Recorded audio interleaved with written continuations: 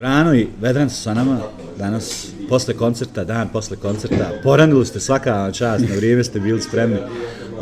Drago mi je što smo konačno uspjeli ovo realizovati i drago mi je da ste započeli ovu turneju u Beču. Gdje vas turneja sada vodi sljedeća? Kud ćete sve biti, koliko će trajati? Imamo još 23 koncerta, mislim, u ovoj turi, u komadu, mjesec i malo i kusur dana, a sve najviše zapravo Njemačke, Švicarska, onda nešto na kraju idemo u Španiju i u Skandinaviju, Danska i Švedska. To je ta happy machine turneja koju smo počeli sinoć. Znaš, najveći smo se kući, bili smo čitav septembar kod kuće. I sad mjesec i pol na put, znaš, pa sad sam pričao sa ženom, kaže, evo, 2 dana odštrihirana, već ostalo je još 39, ovako nešto. Vi ste u stvari, po meni i mislim po činjenicama, bend koji sa prostora Balkana najviše radi i najuspješniji radi. Kako održavate tu energiju koja vas nosi? Ima li neki recept za to ili je to jednostavno trud, rad i... Naš dorčak je najvažniji dio. Znaš kažu, dorčak pojedi sam, ručak podijeli s prijateljima, večeru pošalji neprijateljima. U tom se krilacicom vodi, zato smo došli ovdje da počnemo sami dorčak. Recite mi, Dubioza kolektiv, znači već ovo će biti sada sljedeći 8. ili 9. album, 8. jel? Ma teško je to, ja sam neki dan to konto koji je, ali nisam uspio skontati. 8. CD, 7. album. Okej. Tako nešto. Vi ste kroz istoriju vašu uvijek snimali jedan album na našem jeziku, ali jedan na engleskom. Sada je ovo i na španskom prva čitava pjesma.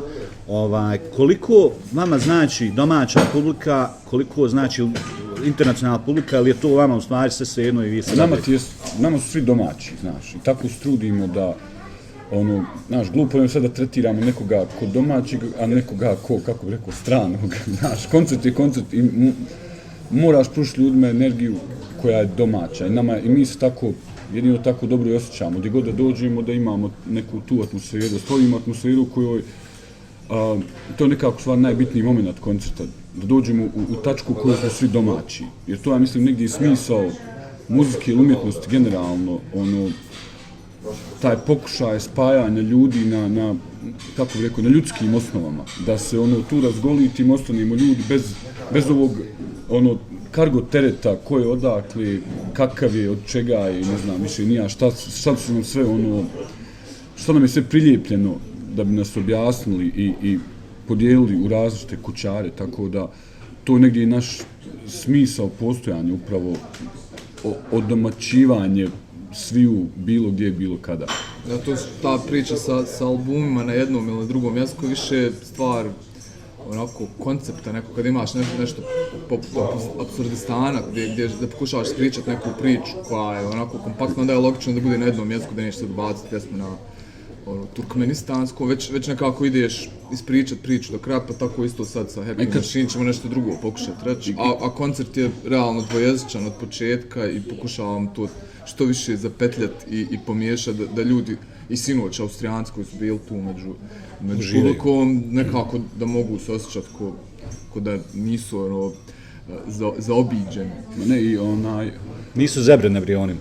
A i dobro je kako se zove, kad pišeš pjesmu ili tekstove ili bilo šta, lijepo je, bar u našem slučaju, lijepo je pomalo mijenjati, jer nekad dosadiš sam sebi radeći, bar mi dosadimo sam sebi radeći jedno te isto, a kad mijenjaš jezike, to ti pruža, mislim, kad pišeš pjesmu na nekom drugom jeziku, moraš razmišljati na tom jeziku, jer ne možeš, negdje je nemoguće baš napisati sad na svom maternjem jeziku, pa kao prevesti, to je vrlo glupavo ispadne. Tako da prebaciš onda i svoju priču koju ispričaš, stvari pomakneš ti u neki drugi ugao i sam počneš razmišljati na drugi način, tako da zato nam sad recimo bilo zanimljivo, počnemo se sa španskim igrati jer je vrlo, recimo, i svaki jezik ti donosi drugu perspektivu. I ne samo to, nego čak smo primijetili da vokali zvuče drugačiji, kad smo poslali, ne znam, kad smo poslali melodičnost jezika je drugačija. I sama boja vokala zvuči drugačije, niko ne vjeruje da su njih dvojica pjevali refren na ovoj pjesmi. jer kao, pa ne zvuče ko njih, zato što čim promijeniš jezik, drugačije ti valjda se glasne žice. Pa dobro, možda ste imali neke fantomske vodeći lokale, nećemo sad o tome, nećemo zalaziti toliko duboko. Ne, ali dotakli ste jako bitnih tema, pogotovo vaš taj angažman u društvenom životu, koji je, ja mislim, isto jedan od ključnih tački vašeg uspjeha i popularnosti među mladima i starijima i unutar regiona, ali i van njega, zato što ja mislim da smo mi generacija koja se nalazi u velikim promjenama društvenim, gdje je pad jednog sistema već evidentan i kako vi u stvari gledate na to kada pjevate o stvarima, kad kritikujete vlast, na primjer sada tačno u Bosni i Hercegovini u regiji, i kada se govori o tome da je vlast zadužna, zaslužna i kriva za to sve, ima li tu, mislim, znam da u tekstovima ima, ali evo ovako jednom da kažete i to u nekom razgovoru, kako to u stvari izgleda, kako vi gledate nepotizam taj društva, jer po meni, to je sad možda loše, ja svakako ne vodim intervju kao profesionalac, nego razgovaram sa vama, po meni je i društvo i sami ljudi i sami pojedinci su odgovorni za to. Kako vi vidite to? Pa nije vlast došla silom, nijedna, u zadnjih par godina kod nas, tako da u tom je i poenta. Mi, u principu, to nije svaka kritika vlasti, nije nije kritika vlasti nego nas samih, jer to je produkt našeg nerazmišljanja, mislim, svi smo mi onda, mi to često kažemo na to pitanje odgovor, naš nepotizam se negdje počne liječiti kad mi počnemo stajati ljudima na zebrima da pređu cestu, kad vozimo auto, kad mi prestanemo bacati smeće, kad mi prestanemo davati drotu 10 maraka kad nas zaustavi i hoće nam naplati neku kaznu, kad mi to prestanemo raditi, tad će nepotizam i prestati. Tako da, uvijek smo, mi kao građani u principu, učestvujemo s druge, mi smo 50% nepotizma uvijek. Ako mi pristajemo na njega, onda će njega i biti. Tako da, druga stvar je što je to, što kažu, riba smrdi od glave. I to je ta priča što je u medijima već godinama toliko prisutna ta priča o nepotizmu na vrhu vlasti, među političarima, među tim strukturama koje zapravo vode zemlju, da obični ljudi imaju savršen alibi i da nikad ne pokušaju da prestanu sami učestvovati u tom nepotizmu i korupciji na najnižoj mogućoj razini, zato što vide da zapravo je to praktično društveno prihvatljivo i niko ne kažnjava nepotizam koji košta državu stotine miliona eura godišnje, tako da onda on kažu pa šta, ja sam sitna buranija, mogu ja sad izbjeći kaznu za brzu vožnju, tako što ću dati policajcu 10 maraka i neće se on loše osjećati zbog toga. A tog momenta kad se on bude loše osjećao zato što je podmitio policajca, tad će početi promjena da se dešava i tad možda neće glasati za čovjeka koji je korumpiran i onako oličenje tog nepotizma u strankama. To je sve u nekoj idealnoj situaciji, koja se nikad neće desiti. Pa ne, nego u suštini ni u jednom... Svugdje ima, u svakom sistemu i ja mislim u svim državama ti imaš. Naravno, postoji nepotizam, pitanje samo koliko državni aparat ili bilo kakav drugi aparat njega sprečava. Tako da, to je neka situacija o kojoj možemo govoriti, a to da će se, znaš da ćemo se mi sami od sebe korigovati u tolikom broju nećemo, tako da... Ne, pa mora postojati neki sistem koji zapravo i kažnjava tu korupciju, ali nekako ne možeš liječiti korupciju tako što ćeš početi kažnjavati ljude koji podmičuju policajca, a pustiti ove gore na vrhu da radi. Moraš krenuti sistematski to liječiti. Kod nas sistem bori protiv droge i narkomanije tako što hapsi djecu koji motaju joint negdje na ulici i to zovu borbom protiv droge, dok naravno veliki dileri i ostali rade bez problema. I naravno padnu na granici kad neku kovertu ne pošalje na vrijeme, tako da, mislim, zbog toga je uvijek kritika na račun vodećih struktura, jer odatle bi trebalo da krene rješavanje problema. Ima li, evo konkretno, znači za naš neki mikrokosmos, za Bosnu i Hercegovinu, ima li nade, vidite li vi neko svjetlo na horizontu ili vidite li neke promjene, možda kroz februarske demonstracije, osjetite li vi da se bilo šta promijenilo u nekim ne kažem strukturama državnim, nego u ljudima kada Znaš, razgovarate. te sve promjene idu onako puževim korakom zato što tako ide evolucija. Evolucija društva mora ići postepeno i moraju ljudi naučiti lekcije i neke će naučiti na jako bolan način, neke će ići malo brže, ali mi to demokratsko uređenje, sve te lekcije koje smo možda trebali u neko mirnodopsko vrijeme naučiti tamo početkom 90-ih smo preskočili i našli se onako još sa ratnim tim traumama U neobranom grožđu. Sad ljudima je sve to jako čudno i umjesto da ti protesti budu nešto što se dešavalo 96.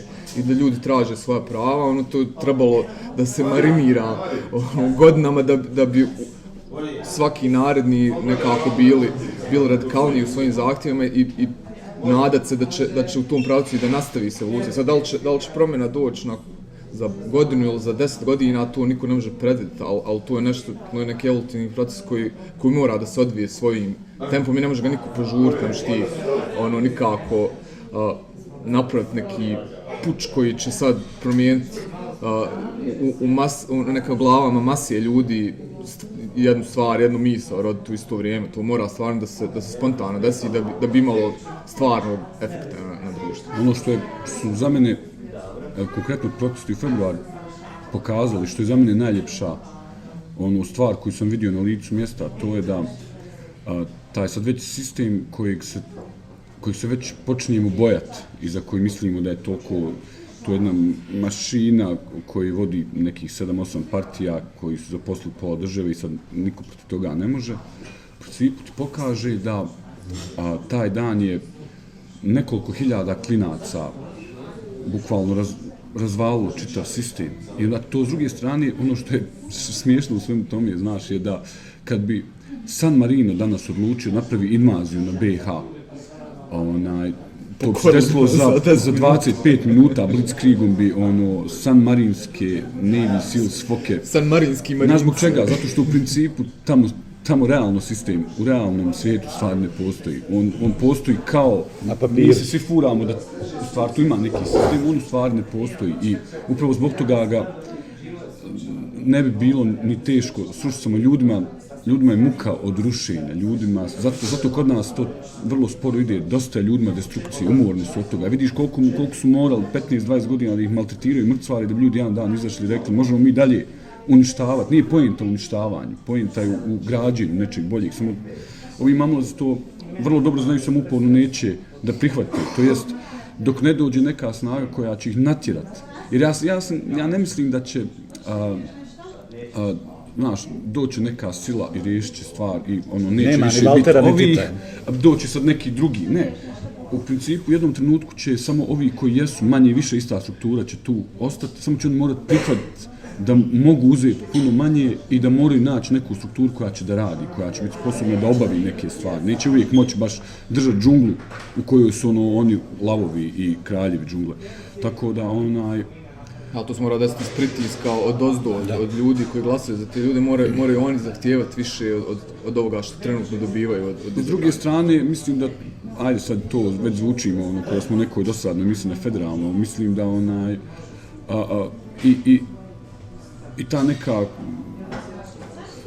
nije pomoć, ali ne znam kako bi drugčije nazvao, mora i taj neki udarac doći od strane Evropske unije, ali ne znam, nazovi ga kako hoćeš, mora i odatle neki pritisak doći da bi na kraju krajeva, ono što danas problem je što tako narod ostavljen tamo da se bori sa naši trenutno i visoki predsjednici, oni su kao u fazonu, mi ja kao samo posmatram. Mi vi to nekako rješavajte, to mislim nije uopšte dobar recept jer tako se neće stvar, problem je što to i još uvijek Europskoj uniji odgovara taj. Ja mislim da je narod zapao jednostavno u tu tranziciju i ne vidi izlaz iz toga svega, jednostavno ta edukacija, možda demokratska edukacija nije se desila na vrijeme, jednostavno ljudi, ja smatram tako da ljudi na današnjih prostorima ne shvataju koja oni prava imaju da je u stvari vlada, njihova vlada koju oni mogu izabrati, a mogu je i smijeniti. Mislim da to ljudi vrlo dobro razumiju, nego je, kažem, ljudima je muka od rušenja i paljenja i traženja prava na taj način, kako god se ono zvala, ali što je najgore, ovo što se desilo u februaru će se nastaviti definitivno. Sad ovo je mali odmor, kao da sad će se završiti izbori, pa će oni opet praviti vlade Do u januara godinu će se dana stavljati vlade. i onda će se posle toga vrlo brzo ovo opet početi dešavati. Nije se ovo neka najava, ali fakat ne moraš biti previše inteligentan da to vidiš. I bojim se da će na kraju svi ćemo naučiti lekciju na teži način, ali očigledno će tako biti. To je jedini način koji će se primiti, imati nekog traga. Znači, vrlo je glupo pokušavati zastrašiti ljude koji su 5 godina ratovali s najtežim oružjem na planeti i sad će neki sistem sa 2000 policajaca da straši te 1000 radnika ostavljenih tako, koji se osjećaju gore nego u sred rata, znaš, tako da to neće funkcionisati, ta vrsta zastrašivanja neće ići, bojim se da će ovi kad, a narod će da pizdi sve više i više, tako da taj proces će definitivno se nastavi, samo će, tačno oni gdje smo stali u februar, tačno da, problem je što će tačno dati nastaviti, nećemo se vratiti 5 koraka, nazad pa opet doći, odande će krenuti ponovo, jer svaki proces su krenuli tačno odande gdje su stali.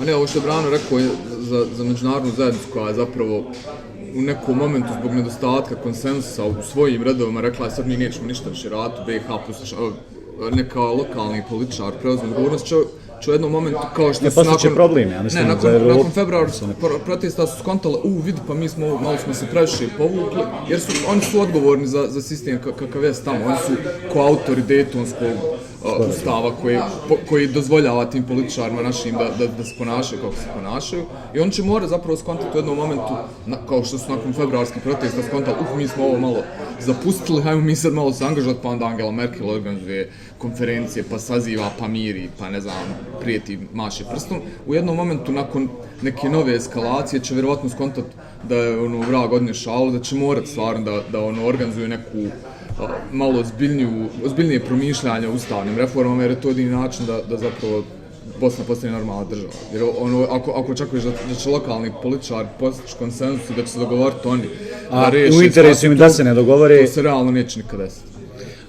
Nego sada se vratim opet sretnijim temama, Happy Machine Tour, EP je izašao 3 nove pjesme, normalno kao i uvijek za besplatni download, na njemu je pjesma i MP3, u stvari Free, koja se zove Free, izašli ste znači na velika svjetska vrata, objavljeni ste na Promo Bay, Pirate Bay portalu, ja mislim da su reakcije publike širom svijeta do sada najjače i najveće. Evo recite kako je proteklo od objavljivanja EP-a. Nešto dobro je, ta činjenica da sam stavila na Pirate Bay naslovnu stranicu je omogućila da band onako u jako kratkom periodu dođe do ljudi koji vjerovatno ne bi nikad igrom slučaja nasurfali na nas, već onako od Sibira do Južnoafričke republike smo dobivali mailove ljudi koji smo kao iznenađeni prvi put čuli band sviđa. I to je nekako super priča o tom community koji je globalan i koji nekako se širi brzinom svjetlosti. Znači, informacije nisu više spore ko nekad i sad zapravo možeš reagovati na nešto što se dešava u Australiji. I to je super što je u jednom kratkom periodu, ne znam, par dana koliko je to bilo na tom portalu, toliko ljudi se zakačilo za bend i nastav, sad i kad nije tamo, sad je to viralno, ide i ljudi onako šalju mailove, tweetove na Facebook, poruke i te sve reakcije su jako ohrabrujuće. Ja sam sinoć pročitao, kad sam se vraćao u kući s koncerta, kao lik se javio na vašoj stranici, kao ja sam novi fan iz Meksika, kao kad planirate nekad doći, baš predivne stvari. I kao što sam vama rekao u privatnom razgovoru ranije, ja smatram da ako je neko zaslužio sa prostora bivše Jugoslavije, da se to vi, baš upravo zbog tog čitavog vašeg rada i truda koji ulažete.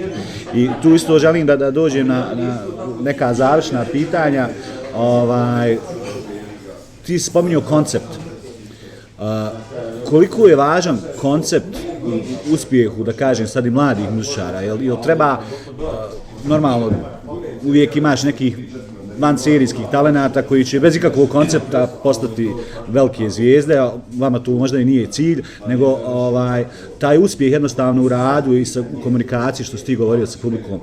Koliko je važan vaš koncept, znači i vizualni i tekstualni, znači kompletan koncept benda, koliko je to važno za vas dvojica lično kao da kažem, ne kao da kažem, vođe benda?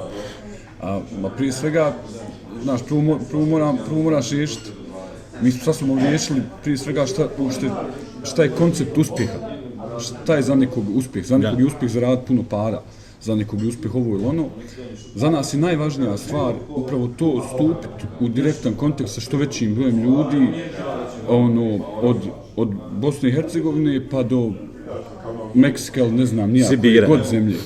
I ta direktna komunikacija tu stvari puno toga omogućava, a što se vidi u našem radu. I to je nekako naš krajnji cilj, da imamo mogućnost svakodnevno komunicirati s tim različitim tipovima ljudi na različite teme i onda tako komunicirajući smo shvatili da ono što muči nas u Sarajevu i Zenici i Mostaru, vrlo slična stvar, samo malo prilagođena tog fera iz Mexico City-a isto tako muči. Tako da je vrlo zanimljivo i gdje god putujemo i s kim god pričamo, dođeš na, kad dotakneš politike života i ne znam, nija, dođeš do istih 10 riječi za koje smo shvatili da su univerzalne. Na svakom jeziku je korupcija, na svakom jeziku je demokratija, na svakom jeziku je recesija. Vrlo zanimljivo da su to toliko internacionalne riječi, jer svi ju zanimaju. I to je negdje naš, kako bih rekao, glavni koncept, jer sad za svaku pjesmu se trudimo da imamo neku ideju, da nije ono prespanje iz šupljeg u prazno, znaš. Da svaka pjesma ima neku svoju ideju od ljude, ima smisla da postoji. Pa tako onda tako da svaki album tretiramo kao skup nekih ideja koji imaju neke zajedničke veze i tako dalje. Ali mislim da je najvažnije u svojoj glavi razlučiti šta je uspjeh, to je šta je tvoja krajnja namjera, šta želiš da napraviš s time što radiš. Nemaš ništa da dodaš? Ne, pa, znaš, to je to. Mi smo, kad smo pričali prije 10 godina o nekakvom bendu, nismo pričali o tome kojom će se muzikom baviti bend, kako će to zvučiti, već smo više pričali o tome šta bi htjeli reći cijeloj toj priči. I to, mislim, to je nekako, iz toga proizilazi onda kompletan rad nakon toga i odluka o vizualnom identitetu i sve te priče koje su kasnije postale poznatljive. Ali nekako, ti prvi razgovori su stvarno možda bili odlučujući o tome šta je zapravo cijela ta priča odbila. Nas toliko loži, toliko uživamo. Znači, sad dok smo pisali tu pjesmu Free MP3 koja u principu govori posvećena je osnivačima PRB-a koji se da u zatvoru i tako dalje. I onda i mi sami kroz to neko istraživanje shvatiš da sad potpisivali smo, baš smo šerali neku peticiju, potpisivali za jednog od osnivača PRB-a koji je trenutno u Švedskoj u zatvoru i tretiran je gore nego bilo koji ratni zločinac. Otprilike čovjek nije završio fakultet, traži da mu daju knjige da može učiti za fakultet koji će poslije zatvora nastaviti, ne daju mu da čita knjige. Nismo dali da ga mater posjeti, već ne znam koliko je u zatvoru. Ne daju mu nikakvu digitalnu, ne znam, mailove, možemo samo pisma napisati. Čak i pisma tek nedavno dali su mu. Mislim, skontaš da je, baš sam pričao s jednom prijateljicom koja radi u Hagu, da svi ratni zločinci koji su osuđeni i leže u Hagu imaju 10 puta bolje uslove nego čovjek koji je postavio internet stranicu. U stvari, nije baš najjasnije zašto su od njega osudili. I onda nisu ga ne osudili, već on čeka... Pa mislim, zbog čega leži u zatvoru. Šta ga tretiraju. I s druge strane, onda se zapitaš, zar je moguće da je jedan web sajt čija ideja da ljudima dozvoli da slobodno razmjenjuju informacije, zar je to toliko moćnije i da više treba kazniti čovjeka nego nekoga koji je odgovoran za 8.000 ljudi, recimo, koji su pobijeni. I onda dođeš dotle da je establishment u stvari najopasnije imati mjesto na kojem će ljudi sa svih krajeva svijeta ostavljati i razmjenjivati informacije na jednom mjestu. To je najopasnija ideja trenutno ja mislim, za noćna mora bilo kojeg premijera, bilo gdje na planeti. Tako da, eto, kad smo se dotakli te pjesme, toliko se otvori čitav jedan mali svijet koji mi sami možemo da istražujemo, koji možemo da učestvujemo, toliko otkriješ stvari koje su vrlo zanimljive. I to je jedan negdje razlog da i praviš pjesmu jer sam sebe edukuješ dodatno. Onda dolazi do te direktne komunikacije s ljudima, kad to zamijeniš s ljudima i kad oni ti daju svoje mišljenje na to, u stvari ti kreiraš malo mjesto za slobodnu razmjenu ideja. I tu je negdje ideja I zbog širiš čega- sam svoj horizont. zbog čega i dajemo sve pjesme besplatno, jer negdje krajnji cilj, krajnji ishod svega ovoga je da kad već imamo nešto se zove internet, da ga onda, to ti ono znaš, čovjek koristi valjda 6% svog mozga, tako kažem, naučni, znaš, onda mi valjda mi internet koristimo za najgluplje moguće stvari, ono, za gledanje prepucavanje pornografije na portalu. i da ono, se ostavljaju moronski komentari ko je Srbin, ko je musliman, ko je ne znam ni ja šta. Tako da ima puno mjesta za razmišljanje kad se baviš muzikom ili bilo čim. Hvala vam. Još jednom samo da pitam kako vam je bilo sinoć na koncertu, kako vam je bila publika, organizovanje, jeste s tim zadovoljni? Bilo nam je super, nikad nismo svirali u klubu u kojem smo sinoć bili i stvarno je svi uslovi koji trebaju da budu od strane organizacije do same tehnike bilo sve kako treba, to ti je vrlo važno da bi na kraju koncert bio kako treba i drago mi je da je unaprijed rasprodat koncert, da je veliki interes ljudi bio. I šta da kažem, ne možeš ljepše početi s prvim koncertom turneju koja će trajati mjesec i pol, nego to ti znaš kad zabiješ gol prvi 5 minuta, onda je sva koncepcija pada u vodu, ali ljepša utakmica. Osim ako igraš protiv Kipra, onda to može biti kontraproduktivno. Ili recimo protiv ove Argentine, pa ga sam sebi zabiješ u minutu. A ne, neke smo pjesme svirali prvi put, premijerno, i onda i nama to bilo onako jako bitno da vidimo kako funkcioniše, kako mi funkcionišemo, šta fali, šta ne fali, tako da je nekako dobro bilo, zanimljivo je bilo se. I lijepo je doći u te gradove gdje pola ljudi s našeg govornog područja, pola ljudi koji govore, ne znam, njemački ili bilo koji drugi jezik. I tu se nekako čak najopuštenije osjećam, jer super je ta igra, miješanja ljudi na istom mjestu, miješanja svakog tog backgrounda koji je unutra. I to nam baš leži, a gradovi poput Beča ti upravo pružaju takvo mjesto. Onda vam želim se najbolje za nastavak turneje i ako Bog da vidimo se uskoro ponovo, možda na nekom većem mjestu ili na više termina. Neće nas trebati puno nagovarati. Pa ja mislim.